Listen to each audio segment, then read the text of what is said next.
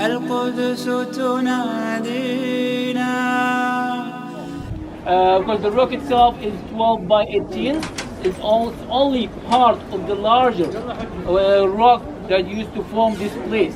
And when we look at of course, the size over here, of course, we do have to visualize Jerusalem in ancient times, when these buildings were not here.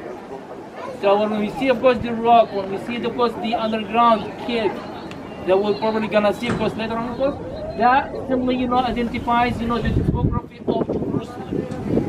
So the rock over there, the rock that I mentioned, the 12 by 18 rock that still stands there, being part of the dome of the rock, kilometer course of journey was done in one night. That's the miraculous thing. Otherwise, it would not be so much of a miracle. Am I right? But Muhammad Rasulullah got, of course, the reward of Allah subhanahu wa ta'ala, to get that compensation from Allah subhanahu wa ta'ala to do that miraculous journey coming from Mecca to Jerusalem for some reason, for some highly important reason.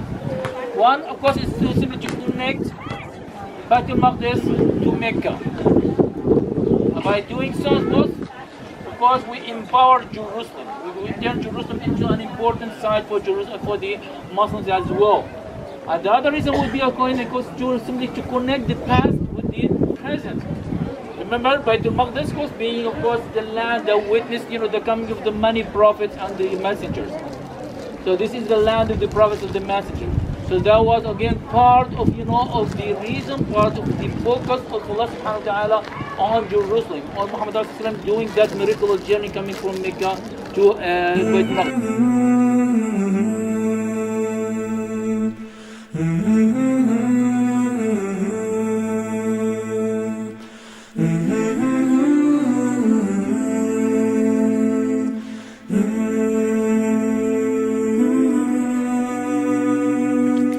In a time of darkness and greed, it is your light that we need.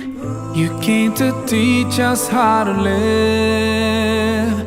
Muhammad, Ya Rasulullah, you were so caring and kind. Your soul was full of light. You are the best of mankind. Muhammad, khayru khalqillah.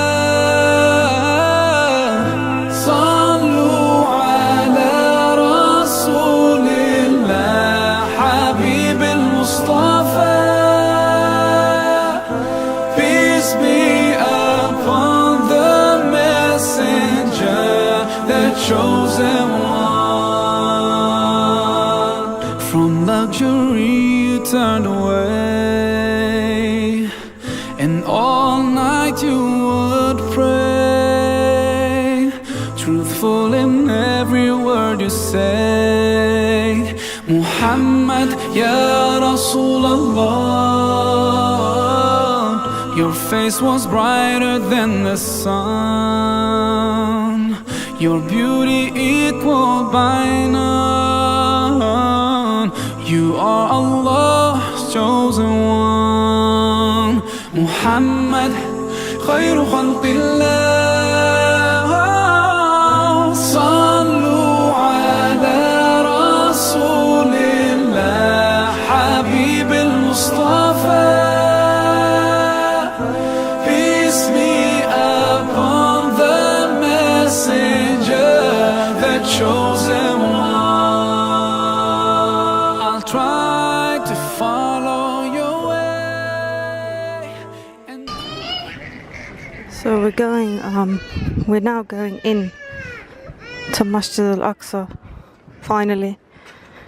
And this is a momentous moment. Going in to the third holiest masjid in the world, and the most blessed masjid on earth. Subhanallah, Subhanallah. Can't really describe the feeling. It's the fountain to make wudu, I guess.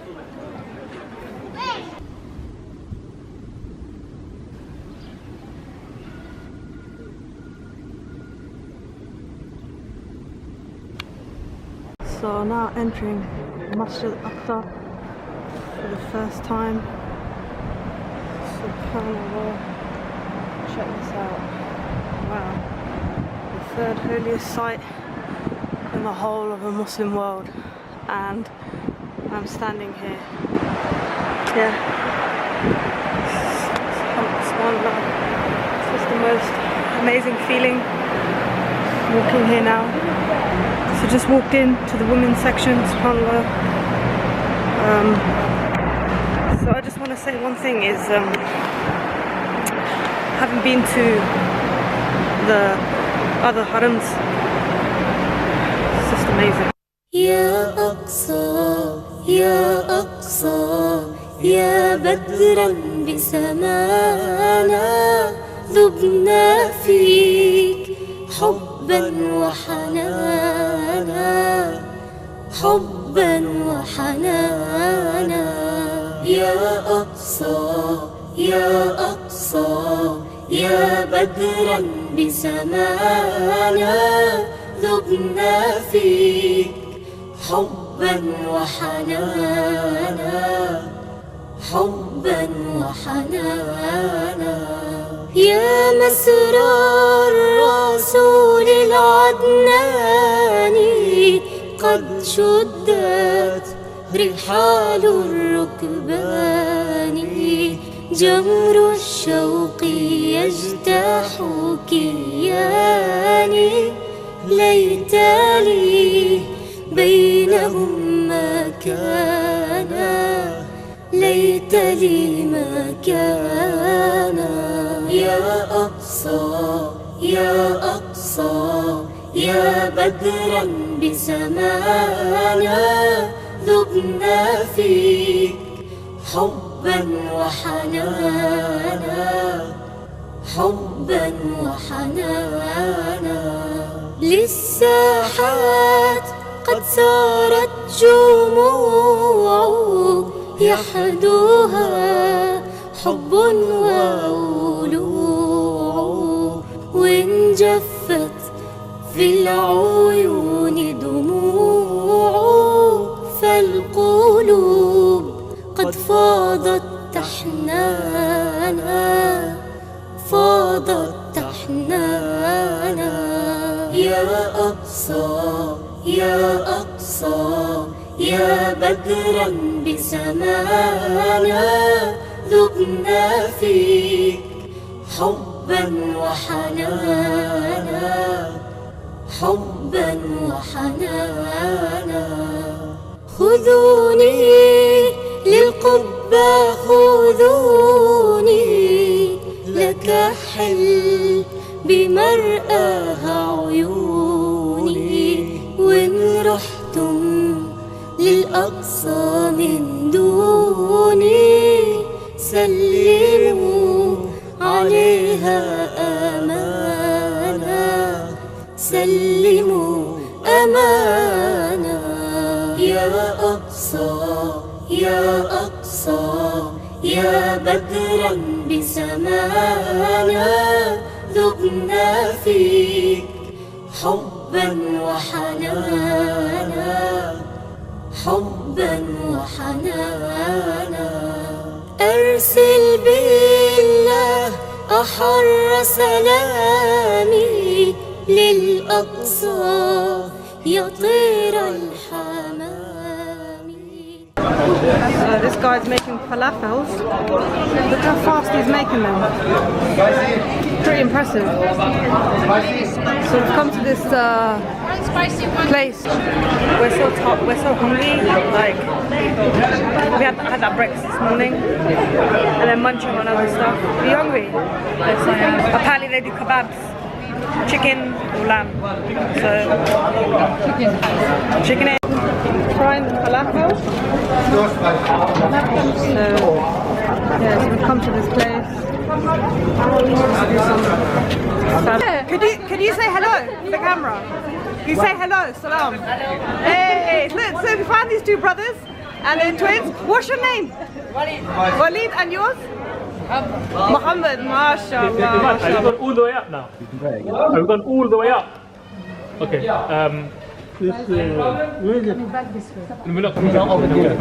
That's the church of the Holy Sepulchre, the church that witnessed, according to the Christian narrative, the crucifixion and the resurrection of Jesus. Yeah, that's the place.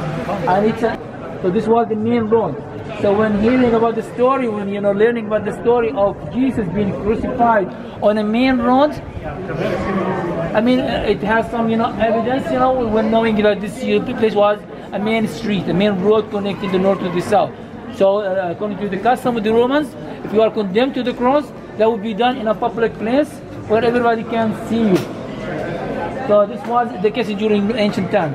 So, traditionally done during Friday, because according to the tradition, Jesus was crucified on Friday, died on the cross on Sunday. That was mainly the thing, So that's a Catholic, Roman Catholic Protestant. The church itself is a huge thing inside, but again, it's So basically, this was the church that when Umar ibn Khattab came into Jerusalem and the priest said to him, "You are allowed to pray in this masjid," and he said no, because he was afraid of what his people were going to do. Subhanallah, amazing. So they commemorated another mosque by him.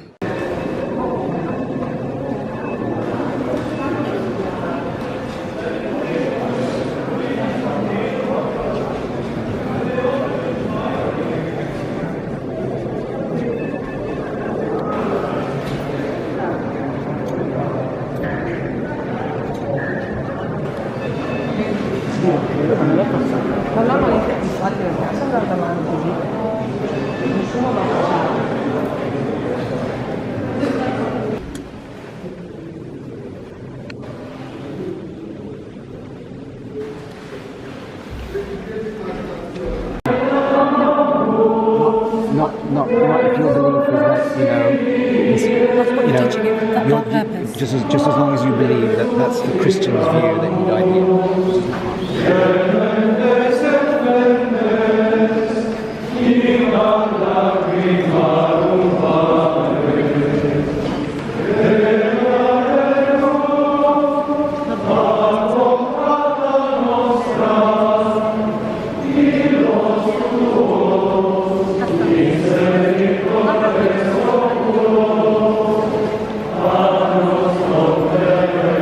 So basically, this masjid was commemorated in the memory of Umar ibn Khattab, and he entered into Jerusalem and he wanted a place to pray. And this church that we've just visited is where they offered him to pray and he said no, so they built this instead. SubhanAllah, look at this, very simple mosque, very simple masjid.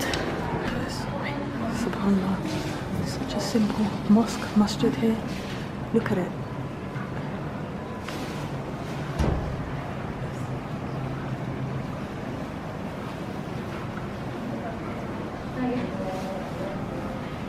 Him, of course, in Baitul Maqdis, he did not enter. He rode on his camel, of course, there was a servant, and he came down all the way from Mecca to Baitul Maqdis to receive the key. The story itself is quite an amazing story, riding the camel, rotating, simply, at one time it would be the servant on the camel while Umar al-Khattab, holding the robe. And of course, when they reach Jerusalem, when they approach Jerusalem, it was the time of Umar al-Khattab to be holding the robe, while the servants on the camel. So Abu Ubaidah ibn Jarrah, of course, saw that he was really embarrassed. This is Abu Khattab, this is the Muslim Caliph after all, and he's coming in a very bad clothes, it wasn't in his bed. Rasul Muhammad alayhi salam. What we saw was, of course, a rock which was, full of dirt and rebels. What he did is he used his robe to wipe out, some of that, or at least a piece of that rock, and he prayed there at the southern side of the Masjid al-Aqsa. This is why they built him, of course, a mosque over there, the wooden mosque, if you remember, the wooden mosque that did not survive. Then, of course, because after that he, of course, went back, of course, to his, to Mecca, to Medina, where he was, of course, stationed as a Khalif. And during that process, of course, they signed a treaty that became very famous, regulating, of course, and organizing the relations, between the Muslims, who became the upper hand, and the Christian subjects. that treaty became very important, and it holds the name the Omari Pact or the Treaty of Omar. You see there, of course, in The Treaty of Omar. This treaty was signed by Omar and Patriarch Sophronius, along with some of the generals of the Muslim armies. In the name of God, the Merciful, the Compassionate. This is the assurance of safety, which the servant of God, Omar, the commander of the faithful, has given to the people of Jerusalem. He has given them an assurance of safety for themselves, for their property, their churches, their crosses, the sick and healthy of the city, and for all the rituals which belong to their religion. Their churches will not be inhabited by Muslims and will not be destroyed. Neither they, nor the land on which they stand, nor their cross, nor their property will be damaged. They will not be forcibly converted. No Jew will live with them in Jerusalem. The people of Jerusalem must pay the taxes like the people of other cities, and must expel the Byzantines and the robbers. Those of the people of Jerusalem who want to leave with the Byzantines, take their property and abandon their churches and crosses will be safe until they reach their place of refuge. The villagers may remain in the city if they wish, but must pay taxes like the citizens. Those who wish may go with the Byzantines, and those who wish may return to their families. Nothing is to be taken from them before their harvest is reaped. If they pay their taxes according to their obligations, then the conditions laid out in this letter are under the covenant of God, are the responsibility of his prophets and the caliphs and the faithful. Quoted in the great Arab context by Tarikh al-Taraj. Shalom alaikum.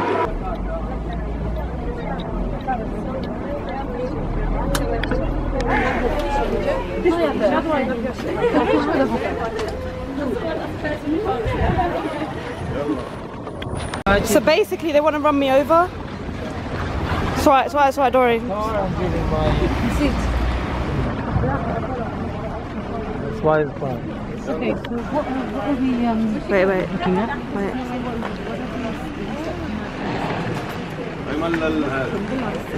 What is that, by the way, over there? I will explain once we get you closer to the Jewish section. I will explain. All here, all right. I'm standing there, we're just simply waiting for the rest to come, but we are moving across to see the maqam of Nabi Dawood outside the walls. And having the maqam of Nabi Dawood outside the walls was not something that the Turkish or the Ottomans wanted when they built, of course, this wall.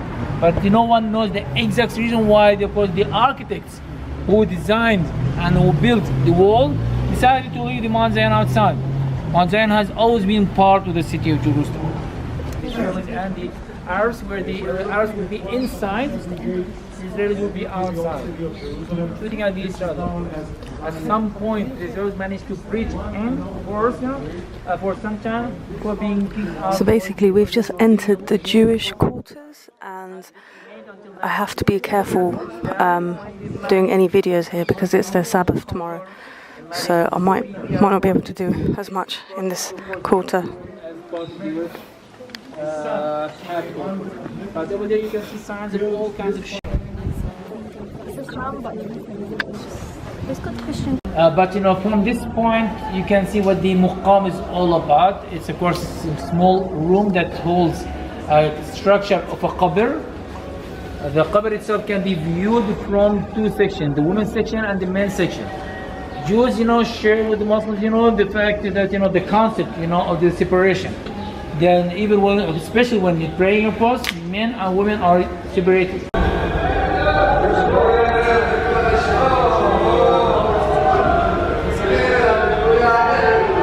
القدس تنادي